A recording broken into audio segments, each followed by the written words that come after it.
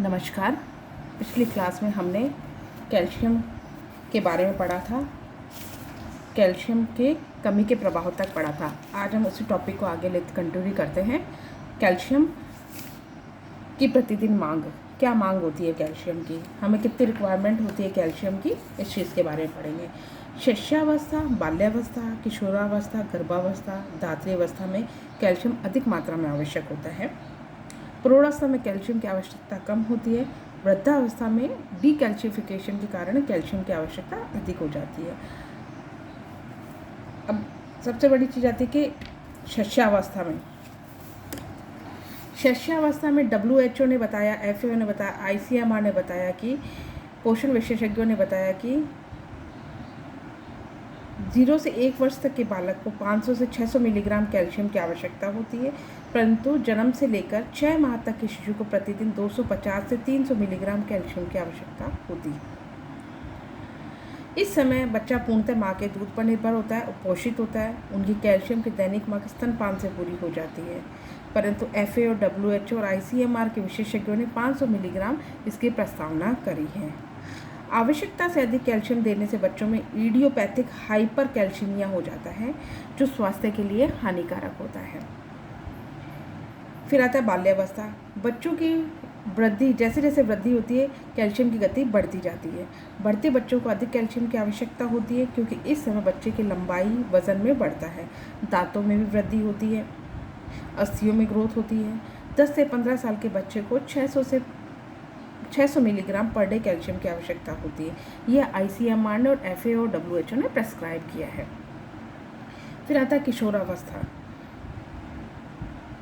किशोरावस्था में 16 से 19 वर्ष की उम्र में कैल्शियम की आवश्यकता दैनिक मांग वयस्कों की अपेक्षा से अधिक होती है। 500 मिलीग्राम प्रतिदिन की आवश्यकता होती है, क्योंकि उनकी अस्थियां वृद्धियां विकास उस गति से नहीं कर पाती जिस गति से शिष्यावस्था बाल्यावस्था में होता है। गर्भवती धात्री माता, गर्भस्थ शिशु जो होता है और लैक्टेटिंग वुमेन जो होती है, दोनों को कैल्शियम की आवश्यकता अधिक होती है। गर्भवती माँ को अपने गर्भस्थ शिशु के विकास के लिए कैल्शियम की आवश्यकता है, जबकि धात्री माता को अपने बच्चे को डेवलपमेंट करने के लिए कैल्शियम की मांग, क्योंकि वह बच्चे को दूध पिलाती है, बढ़ जाती है। क्योंकि दूध के निर्माण से कैल्शियम एक आवश्यक खनिज लवण होता है, जो धात्री माता अपने शरीर का स्वस्थ रखने एवं निरंतर दूध निर्माण स्तनपान के लिए कैल्शियम अधिक मात्रा में लेना आवश्यक है, नितांत आवश्यक है। अब आता है कैल्शियम की अधिकता के प्रभाव। आवश्यकता से अधिक कैल्शियम का सेवन स्वास्थ्य के लिए हानिकारक होता है। शरीर में कैल्शियम की अधिकता हाइपर कैल्सीमिया कहलाती है। हाइपर कैल्सीमिया की स्थिति में व्यक्ति के रक्त एवं मांसपेशियों में कैल्शियम की अधिक मात्रा जमा होने लग जाती है। हाइपर कैल्शियम का प्रभाव भिन्न भिन्न आयु के व्यक्तियों में भिन्न भिन्न लक्षण नजर आते हैं। जैसे शिशु में कैल्शियम की अधिकता के कारण इडियोपैथिक हाइपर कैल्सीमिया नामक रोग हो जाता है। 5 से 8 माह के शिशुओं में यह रोग विशेषकर देखा जाता है। इस रोग में शिशुओं निम्न लक्षण दिखाई देते हैं। बच्चे को भूख नहीं लगती, वॉमिटिंग होती है, कॉन्स्टिपेशन हो जाता है, शिशु का चेहरा अजीब सा हो जाता है, शिशु के चेहरे पर असामान्य भाव रहते हैं, रक्त में कैल्शियम आयरन की मात्रा बढ़ जाती है, रक्त में कैल्शियम के साथ यूरिया एवं कोलेस्ट्रॉल की मात्रा भी बढ़ जाती है, गुर्दों में असामान्य रूप से कैल्शियम का जमाव हो जाता है, कभी कभी पथरी भी हो जाती है। इडियोपैथिक हाइपर कैल्सीमिया रोग के निदान के लिए शिशु को कम कैल्शियम युक्त आहार देना चाहिए और विटामिन डी बिल्कुल नहीं देना चाहिए। फिर आता है प्रौढ़ों व वृद्धों में। प्रौढ़ों एवं वृद्धों में कैल्शियम की अधिकता से दुग्ध क्षार बीमारी या मिल्क एल्कली सिंड्रोम हो जाता है।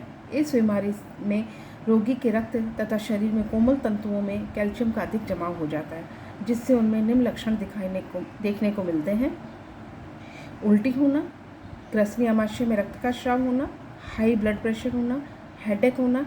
यह रोग प्राय पेप्टिक अल्सर से पीड़ित उन रोगियों में होता है जिन्हें अत्यधिक मात्रा में दूध के साथ साथ क्षारीय औषधियाँ भी दी जाती हैं। अत्यधिक कैल्शियम के सेवन से गुर्दे में पथरी भी हो जाती है। इस रोग से बचाव के लिए कैल्शियम रहित आहार लेना चाहिए, विटामिन डी नहीं लेना चाहिए डाइट के अंदर। अब आता है कैल्शियम का अवशोषण। कैल्शियम का अवशोषण छोटी आंत में होता है। शिष्यावस्था, किशोरावस्था में कैल्शियम का अवशोषण अधिक होता है। अलग अलग अवस्थाओं में कैल्शियम का अवशोषण कम व अधिक मात्रा में होता है। सामान्य परिस्थितियों में भोजन द्वारा लिए गए कैल्शियम का 30 से 40% अवशोषित हो जाता है। फिर आता है रक्त परिसंचरण द्वारा कैल्शियम पूरे शरीर में पहुंचता है। पैराथायरॉयड ग्रंथि के निकलने वाला हार्मोन रक्त में कैल्शियम की मात्रा को नियंत्रित करता है। जब कभी रक्त में कैल्शियम की कमी हो जाती है तब हड्डियों का कैल्शियम निकलकर रक्त में आ जाता है और यदि रक्त में कैल्शियम बढ़ जाता है तो कुछ भाग हड्डियाँ अवशोषित कर लेती हैं, कुछ भाग पेशाब द्वारा निकल जाता है। ये तो हुआ कैल्शियम का अब्जॉर्प्शन कैसे होता है। अब कैल्शियम के अवशोषण में सहायक और बाधक डालने वाले घटक। सबसे पहले सहायक घटक कहते हैं elements for absorption of calcium. सबसे पहला लेते हैं हम प्रोटीन। प्रोटीन कैल्शियम के अवशोषण में सहायक होता है। यदि हमारे भोजन में प्रोटीन की कमी होती है तो कैल्शियम का अवशोषण कम होता है और प्रोटीन की अधिकता होने पर कैल्शियम का अवशोषण बढ़ जाता है। लाइसिन कैल्शियम के अवशोषण को 50% बढ़ा देता है। फिर आता है जीवन सत्व डी। भोजन में जीवन सत्व डी की उपस्थिति कैल्शियम के अवशोषण को बढ़ा देती है। जिन अवस्थाओं में कैल्शियम अधिक चाहिए होता है, शिष्यावस्था, बाल्यावस्था, किशोरावस्था, गर्भावस्था, धात्री अवस्था, रिकेट्स, ऑस्टियोमलेशिया बीमारियों के समय जीवन सत्व डी अधिक देने से कैल्शियम का अवशोषण बढ़ जाता है। रहता है लैक्टोज। लैक्टोज शक्कर कैल्शियम के अवशोषण को बढ़ा देती है। छोटी आंत में लैक्टोज लैक्टिक एसिड में बदल जाता है। कैल्शियम अम्ल में घुलनशील होता है अतः लैक्टिक एसिड में घुल जाता है और छोटी आंत आसानी से तथा अधिक मात्रा में शोषित होता है। फिर आता है कैल्शियम फास्फोरस का उचित अनुपात, मतलब 1:1 कैल्शियम का अवशोषण को बढ़ाता है। शारीरिक आवश्यकता अनुसार, शरीर की आवश्यकता के अनुसार भी कैल्शियम अवशोषण की मात्रा बढ़ जाती है। यह पाया गया है कि किशोरावस्था, गर्भावस्था में इसका अवशोषण 50% तक बढ़ जाता है। जिस प्रकार कैल्शियम के अवशोषण में कई तत्व सहायक होते हैं, उसी प्रकार कई तत्व इनके अवशोषण में बाधा भी डालते हैं। तो अब हमने अवशोषण में सहायक तत्वों का पढ़ा था, जैसे प्रोटीन, जीवन सत्व डी, लैक्टोज, कैल्शियम और शरीर आवश्यकता अनुसार लेता है। अब हम पढ़ेंगे बाधा डालने वाले घटक कौन कौन से होते हैं। कैल्शियम अवशोषण में बाधा डालने वाले घटक जैसे फाइबर। भोजन में भूसी की अधिकता कैल्शियम अवशोषण को कम करती है। वसा तथा वसीय अम्ल, फैटी एसिड जो होते हैं, यदि शरीर में वसा का पूर्ण रूप से शोषण नहीं होता है तो हमारे शरीर में वसीय अम्ल की मात्रा बढ़ जाती है।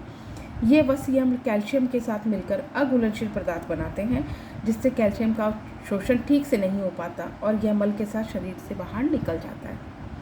फास्फेट तथा फाइटिक एसिड। अधिक फास्फेट युक्त भोज्य पदार्थों का सेवन करने से फास्फेट की मात्रा बढ़ जाती है, जिससे कैल्शियम का अवशोषण नहीं हो पाता। उसी प्रकार फाइटिक एसिड कैल्शियम के साथ मिलकर अघुलनशील पदार्थ बनाती है, जिससे कैल्शियम का अवशोषण नहीं हो पाता है। एल्कोहलिक एसिड, यह भी कैल्शियम के साथ मिलकर अघुलनशील पदार्थ बनाते हैं, जो कैल्शियम के अवशोषण को कम करते हैं तथा मल के साथ शरीर के बाहर निकल जाते हैं। नेक्स्ट आता है छोटी आंत का क्षारीय प्रभाव, क्षारीय माध्यम यानी alkaline medium of small intestine. छोटी आंत में क्षारीय माध्यम होने के कारण कैल्शियम का अवशोषण कम होता है और यह अघुलनशील ट्राई कैल्शियम फास्फेट में बदल जाता है। तांबा। भोज्य पदार्थ में तांबे की अधिकता भी कैल्शियम अवशोषण में बाधा उत्पन्न करती है। इसी तरह मैग्नीशियम की अधिकता भी कैल्शियम अवशोषण के लिए बाधक साबित होती है। यह भी देखा गया है कि जिनके संवेगों में अस्थिरता होती है, उनकी इस भावनात्मक अस्थिरता के कारण भी कैल्शियम का अवशोषण नहीं होता है। अब आता है स्टोरेज ऑफ कैल्शियम। इसमें एक लास्ट चीज़ हम पढ़ेंगे, स्टोरेज। 5th पॉइंट हम लेते हैं, ये नहीं लिखा, storage of calcium. Storage of calcium.